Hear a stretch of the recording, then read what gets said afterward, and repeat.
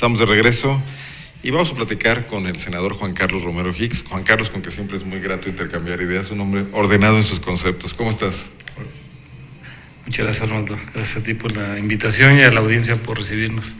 Juan Carlos, eres el presidente de la Comisión de Educación en el Senado y te tocó una reforma, pues parece que esta sí es de gran calado, me atrevo a decir. ¿Cómo va el camino ya de su implementación, de su instrumentación? ¿Están ustedes también al tanto? Después de hacer la ley, ¿también siguen supervisando qué pasa? Sí. Primero hay que ubicar el antecedente. Esta es la única reforma en el Pacto por México que ha seguido su reforma constitucional y sus leyes secundarias. Ya concluidas. Ya concluidas en la primera etapa. Ahora me trataré de explicar, porque hay otras que han sido parte de la reforma, pero las leyes secundarias están pendientes. Telecomunicaciones, la reforma político-electoral y la energética, de las más... Algunas con el alma en un hilo nos tienen a todos. La electoral, por ejemplo, que se vienen ya en muy poco tiempo, la organización de las elecciones. En el tema político-electoral tenemos de hoy al 30 de abril para tomar decisiones muy importantes. Entre otras, se tienen que integrar los 11 consejeros del nuevo Instituto Nacional de Elecciones, y es un mecanismo en donde prácticamente... Hoy es 17 de febrero, en los próximos días la Junta de Coordinación Política debe emitir la convocatoria, y el trazo es que se nombra un grupo que va a filtrar 11 quintetas, y el Pleno de la Cámara estará resolviendo entre el 8 y el 10 de abril, y en el trazo de la Constitución, de no haber un acuerdo, alrededor del 16 de abril, en donde no se dio el acuerdo correspondiente, y son 2/3, es mayoría calificada en la Cámara de Diputados, lo cual implica un acuerdo al menos de PRI-PAN o de PRI-PRD en los números como tales. La Suprema Corte de Justicia estaría por insaculación de asignando de los casos pendientes. Ahora, regresando a la reforma educativa. Todo resulta interesante, pero sí. A la reforma educativa, nosotros recibimos en el Congreso de la Unión el 10 de diciembre una iniciativa en la Cámara de Diputados del presidente Peña, producto del Pacto por México. Se procesó en ambas cámaras y el día 19 se procesó en la Cámara de Diputados, diciembre de 2012, el 20 en el Senado, y luego se regresó con modificaciones a la Cámara de Diputados y luego pasó al Constituyente Permanente.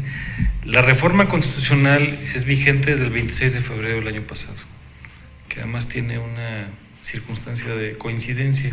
El presidente la firmó el 25 y es vigente a partir del día de su publicación, que fue el 26, y fue el día del arresto de la profesora. Eso te iba a comentar. Gordillo. No hubiera caminado con la misma velocidad si no pasan acontecimientos políticos como ese, probablemente. Probablemente desde el punto de vista de una fracción importante del sindicato. Sin embargo, en este momento tenemos el riesgo de que el gobierno pueda cooptar y regresar a un sindicato con régimen corporativo, que sería indeseable. Priista.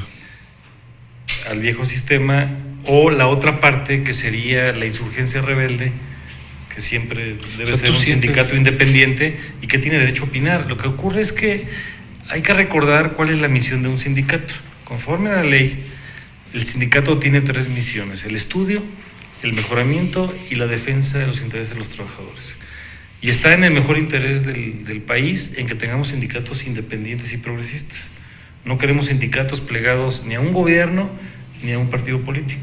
Debe ser estrictamente el interés de un gremio. Entonces, esta polaridad de una línea oficial corporativa o de una insurgencia que esté en contra, sin muy hacer radicalizada. Una radicalizada, pero más que radicalizada, porque se puede disentir, que no tenga propuesta. Aquí debo comentar que en este proceso de la primera etapa de la reforma, con el máximo respeto que tengo con miembros de la coordinadora, no nos entregaron un solo párrafo de modificación para las leyes secundarias.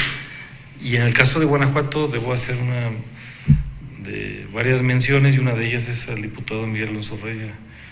Miguel viene de la coordinadora. ¿Del PRD?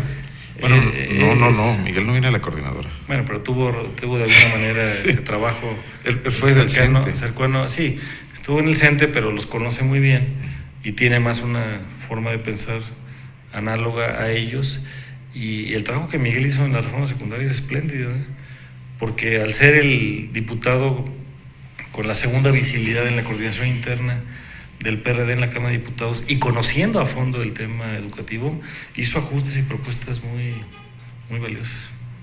Juan Carlos, ¿pero qué sigue en este momento? O sea, el tema, por ejemplo, de la prueba enlace, el tema de la evaluación de los maestros, el tema de los comisionados, que tampoco se ha resuelto. O sea, ¿cómo va a ir caminando eso para que la ley se concrete?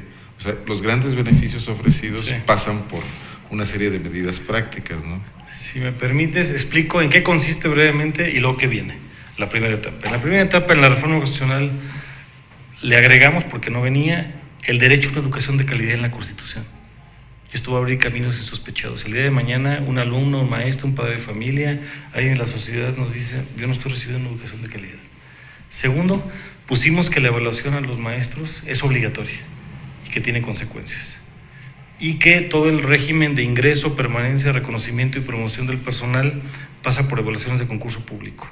Y eso es tanto para plazas académicas como para cargos de dirección. Tercero, le complementamos a la iniciativa de origen algo que en el país está pendiente de toda la vida, y es que los padres de familia y los maestros puedan opinar sobre contenidos educativos, sobre todo en educación básica, porque aunque parezca lejos de la democracia, la Secretaría de Educación Pública continúa con el privilegio de los contenidos educativos. Esto no ocurre en países democráticos.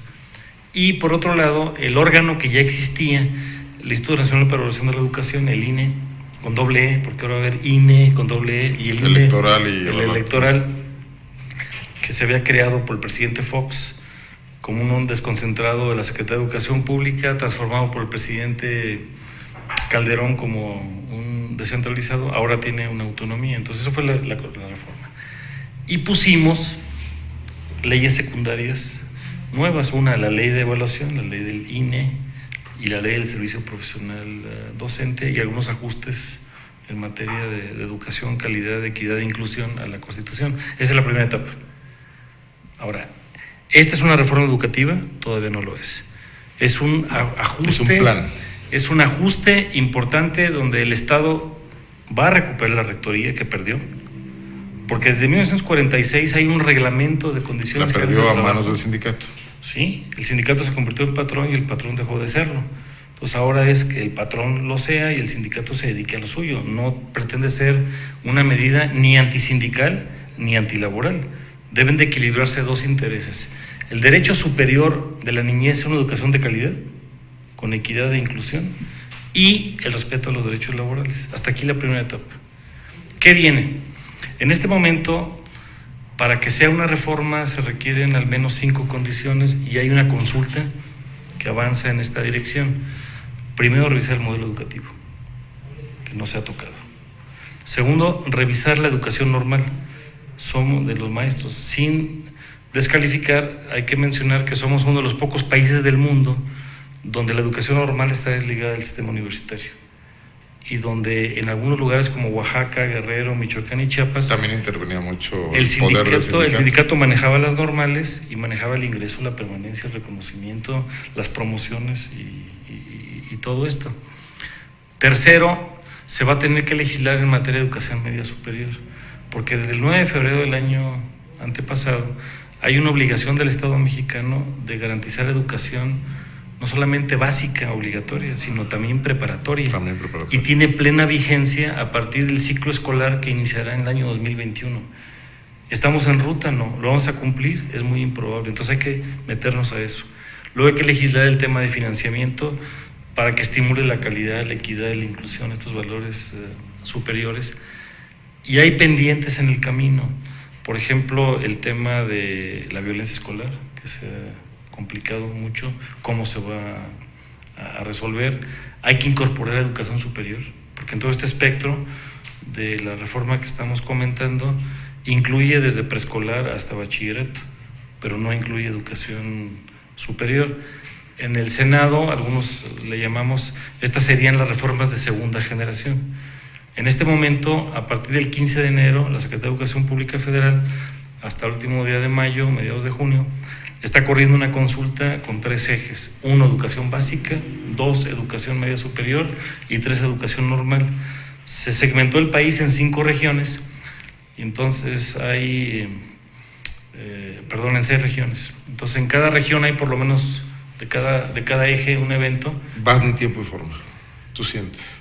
Sí, solo que hay que incorporar otros elementos, porque esto va a arrojar bases importantes en cuanto al modelo educativo, la educación normal, que es significativa. Sin embargo, hay temas laborales que no están en la mesa, que no están resueltos, y que el gobierno todavía no ha querido ponerle fecha. Ejemplo, la democracia, la transparencia sindical, la rendición de cuentas de los sindicatos públicos. Ejemplo, que hay estados financieros dictaminados. Evitar que vuelva a pasar lo que pasó con el Bester Gordillo, pero preventivamente. Exactamente. Ejemplo, si el patrón tiene o no la obligación de retener las cuotas laborales.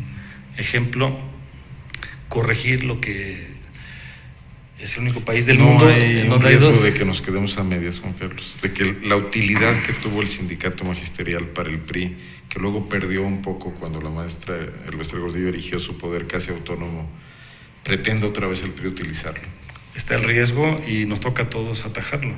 No queremos ni una visión antisindical, ni antilaboral, ni un sindicato oficialista, ni un sindicato insurgente en contra de todo. Sé que podríamos no acabar el tema y además nos falta el electoral, pero te quiero preguntar del PAN y no quiero desaprovechar tu presencia aquí. Ya no te voy a preguntar si vas por la dirigencia o no, creo que eso está subsumido en un debate más amplio. O sea, ¿qué enfrenta el PAN en este momento en su decisión sobre si se ratifica Madero, si surge una visión alternativa? Vemos muy divididos a los grupos, vemos una confrontación, los vemos en intensas guerras de acusaciones. Tú has dicho que son inventos de la prensa, yo te diría que mitad y mitad. O sea, ¿qué va a pasar en el PAN? ¿Cuál es el gran reto que marca esta transición después de haber perdido la elección en 2012 y su primera transición de una dirigencia? Para algunos de nosotros el PAN tiene 3 retos. El primero es regresar al origen, y la fundación del PAN no era para ganar espacios de poder, era para construir y ser escuela de democracia. Y eso pasa por un imperativo ético que hemos dejado a un lado en momento en el camino. Entonces, digamos que lo lograron hasta 2000, que 2000 fue un éxito lograr el desde el punto de vista electoral, sí. Sin embargo, se gana la elección y se pierden otras cosas. Entonces, el primer problema que tenemos es un tema de carácter ético, y que tiene que ver con la honestidad, la congruencia, la legalidad y la forma en que nos conducimos. El segundo es recordar que la fuerza del PAN no somos los militantes, es la ciudadanía. Voy a poner un ejemplo. A nosotros nos tocó competir para la gobernatura en el año 2000, éramos 8.500 militantes y obtuvimos más de 1 millón de votos. Entonces, esta proporción de 8.500 a 1 millón de votos debe ser para recordar que la fuerza está en la ciudadanía, no en el partido. Y necesitamos regresar a la ciudadanía y preguntarle qué piensa de nosotros. ¿Qué le decimos a los niños, a los jóvenes, a las mujeres, a los adultos mayores, a los migrantes, a los discapacitados, a los obreros, campesinos, a todos los sectores del país? Hemos perdido la mirada ciudadana y necesitamos recuperar esa alianza con la ciudadanía. Y el tercero es que para tener mejores gobiernos necesitamos tener diseños de políticas públicas y propuestas más innovadoras, más frescas, más incluyentes, más atractivas en el camino. Entonces, ética, ciudadanía y la propuesta de nuevas políticas públicas que sean más innovadoras. Son, entre otras, las que traemos. Y luego al interior, pues una renovación de cuadros. Te hago una pregunta muy concreta porque estamos con el tiempo encima. ¿Esto lo representa Madero o Madero debe ser sustituido? Madero tiene el respeto de nosotros como presidente, sin embargo, lamento tener que reconocer que no trae una propuesta ética, no trae una propuesta ciudadana, ni trae una propuesta de renovación de políticas públicas. Ya me diste la de 8. Te quiero agradecer tu presencia aquí en Revista de la Una. Por razones de tiempo que luego te explico, tenemos 15 minutos para la entrevista, pero hay que seguir platicando. Juan Carlos, siempre es muy grato hablar contigo. Gracias por la invitación, a ustedes por recibirnos. El senador del PAN, presidente además de la Comisión de Educación en el Senado, Juan Carlos Romero Hicks. Déjeme hacer una pausa, volvemos.